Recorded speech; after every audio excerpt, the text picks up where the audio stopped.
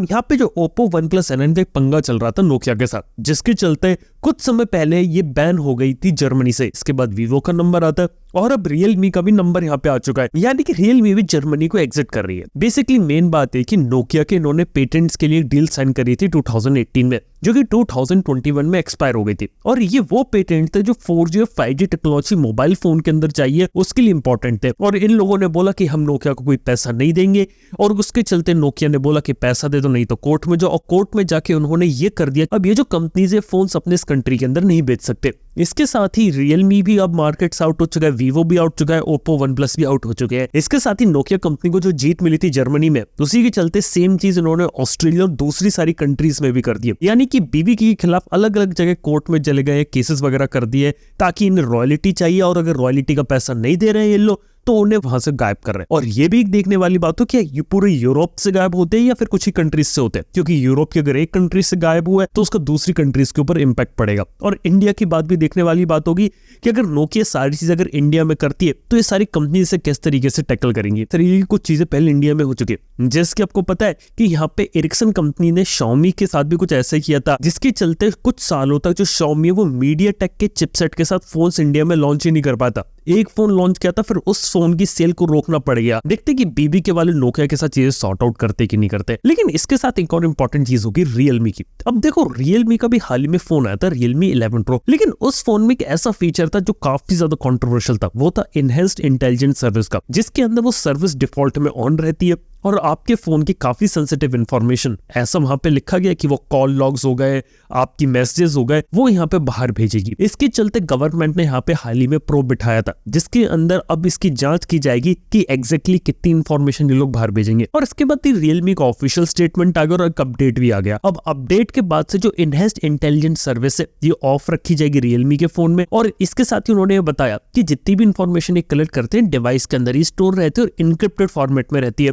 और ये भी कहा इन्होंने कि यहाँ पे कॉल लॉग्स SMS लिखा है, लेकिन ये इसको एक्सेस करते नहीं है। अब इसमें कितनी सच्चाई है ये तो अभी हमें पता नहीं, लेकिन हाँ अभी डिफॉल्ट में ऑफ रहेगी। और ये इनहेंस्ड इंटेलिजेंट सर्विस आपको Realme के साथ साथ Oppo और OnePlus के फोन में भी देखने को मिलती है। देखो इन पे आरोप लगे कि इस टाइप की सर्विसेज ऑन रहती है, इससे यूजर के डेटा की ट्रैकिंग वगैरह की जाती है, लेकिन अब कितनी इंफॉर्मेशन मोबाइल फोन के अंदर, कितनी इंफॉर्मेशन बाहर का जा रही है, अभी इसके बारे में क्लैरिटी नहीं है। लेकिन फिलहाल के तौर पर बात किया तो Realme की अभी कहानी ये चल रही थी, लेकिन अच्छा किया Realme ने कि तुरंत एक्शन लिए, अपडेट्स अब ये चीज तो यहाँ पे ऑफ कर दी। इसके बाद में आपसे बात कर सकता हूँ गूगल पिक्सल की। अब पिक्सल फोन देखा तो इंडिया में थोड़े महंगे मिलते हैं। इसके पीछे का रीजन यही है कि ये फोन बाहर से बनकर इंडिया में आता है, जिस कारण से अगर कोई भी प्रोडक्ट बाहर से आएगा इंडिया में कीमतें ज्यादा हो जाएंगी। और पिक्सल फोन्स यहाँ पे वियतनाम में बनते हैं। अब गूगल यहाँ पे ये सोच रहा है कि कैसे इसको इंडिया में इसकी प्रोडक्शन को शुरू किया जाए, यानी कि जो अभी जो काम जो पहले वियतनाम में होता था अब ये इंडिया में लेके आ जाए। क्योंकि गूगल ने देखा एप्पल भी यही काम कर रहा है, एप्पल भी अपने आईफोन का प्रोडक्शन इंडिया में शुरू कर रहा है, यहाँ तक कि सुनने में आया कि iPhone 15 भी Day 1 से इंडिया में बनेगा। और इसलिए गूगल भी सोच रहा है कि ना हम पिक्सल फोन्स को इंडिया में बनाए। और पिक्सल फोन्स को कहाँ बनाया जाएगा इसके लिए 3 कंपनीज के नाम भी आ चुके हैं। पहली कंपनी से भारत FIH, फिर आता है डिक्सन टेक्नोलॉजीज, और तीसरे नंबर की कंपनी है लावा इंटरनेशनल। बिल्कुल सही सुना, जो लावा अग्नि 2 बनाती है ना लावा इंटरनेशनल, वो स्मार्टफोन के मैन्युफैक्चरर भी उनकी फैक्ट्रीज है जहां पे वो दूसरी कंपनीज के लिए फोन बनाते हैं। फन फैक्ट बता देता हूँ, कुछ समय पहले तक इन्होंने नोकिया मोटोरोला के फोन्स भी यहाँ पर बनाए थे, और हो सकता है कि गूगल का पिक्सल फोन भी इंडिया के अंदर बनाए। By the way Google pixel अगर इंडिया में बनने लगे, इंडिया में अच्छे तरीके से मिलने लगे तो काफी सही प्रोडक्ट हो सकता है यहाँ पे। देखते हैं, अभी तो यहाँ पे सिर्फ प्लानिंग फेज के अंदर ये सारी चीजें, रियल वर्ल्ड में इंप्लीमेंटेशन कब होता है इसका वो एक देखने वाली बात है। क्योंकि पिक्सल की इंडिया में बनने की खबरें हम पिछले 1 से 1.5 साल से सुन रहे हैं, लेकिन उसके ऊपर ऑफिशियल रूप से कंफर्मेशन अभी भी यहाँ पे मिलता नहीं है। इसके साथ ही बात करें तो यूरोपियन यूनियन है ना, ये काफी इंटरेस्टिंग चीजें यहाँ पे करती रहती है। एक चीज तो आपको पता है कि यहाँ पे आपको USB Type-C पोर्ट देना मैंडेटरी कर दिया उन्होंने मोबाइल फोन्स के अंदर। अब जाके लग रहा है कि आईफोन को भी USB Type-C पोर्ट देना पड़ेगा। लेकिन अब ये एक और लॉ इंट्रोड्यूस करने का प्लान कर रहे हैं, जिसके अंदर 2027 के बाद जितने भी मोबाइल फोन्स मार्केट में बिके सबके अंदर यूजर रिमूवेबल बैटरी होनी चाहिए। यानी कि एक जमाने में आता है आपको कैसे पुराने फोन्स के अंदर आपको बैटरी देखने को मिलती थी,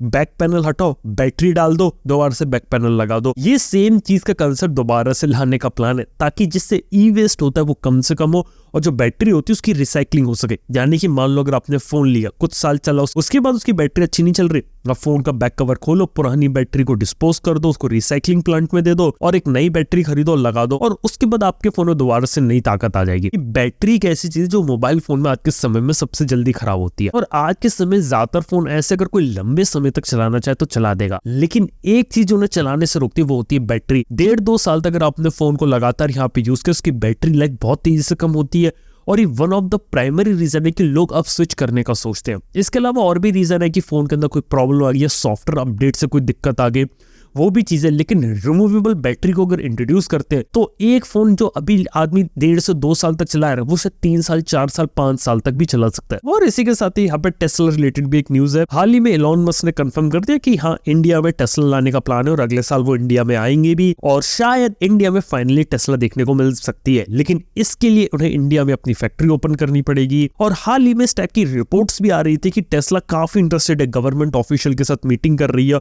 और ये भी सुना था कि अभी जम्मू एंड कश्मीर में जो लिथियम मिला था ना, उसके लिए भी टेस्ला यहाँ पे बिड करने का प्लान कर रही है, ताकि वहां से वो लिथियम को एक्सट्रैक्ट कर सके। अब देखना है कि ये चीजें ऑन पेपर तो अच्छी लगती है, लेकिन टेस्ला इंडिया में आती है कि नहीं। और एलॉन मस्क की एक और कंपनी है स्टारलिंक, और आपको मैं बता रहा हूँ कि स्टारलिंक जो है वो अभी इंडिया में एग्जिस्ट नहीं करती, और उसको भी इंडिया में लाने का प्लान है। लेकिन सीधी सीधी बात है कि स्टारलिंक अगर इंडिया में आएगी तो उसका मेन कॉम्पिटिशन होगा जियो के साथ, क्योंकि जियो खुद सैटेलाइट कनेक्टिविटी वाले इंटरनेट में कूदने का प्लान कर रही है। इसके साथ ही एयरटेल भी यहाँ पे काम कर रही है। तो डेफिनेटली अगर स्टारलिंक भी अगर इंडिया में आती है तो उसे बहुत तगड़ा कंपटीशन मिल सकता है। अभी भी जो मोबाइल टेलीकम्युनिकेशन है इंडिया में, वो नंबर 1 है। और आपको पता नहीं कि इंडिया में ऑलरेडी 1 करोड़ से ज्यादा लोग हैं जो 5G के ऊपर ऑलरेडी शिफ्ट कर चुके हैं, और ऊपर से इंडिया में 5000 से ज्यादा सिटीज है जहां पे आपको 5G देखने को मिलता है। और ये बताने की जरूरत है नहीं कि इंडिया में जो 5G का डिप्लॉयमेंट है, ये सबसे ज्यादा तेजी से यहाँ पर हुए as compare to other countries. ये थी कुछ काफी इंटरेस्टिंग टेक न्यूज इस हफ्ते की। आपको इसमें से इंटरेस्टिंग न्यूज कौन सी लगी, ये बात नीचे कमेंट बताना ना भूलना। थैंक यू आपको वीडियो देखने के लिए। मैं आपसे मिलता हूँ नेक्स्ट वन के अंदर।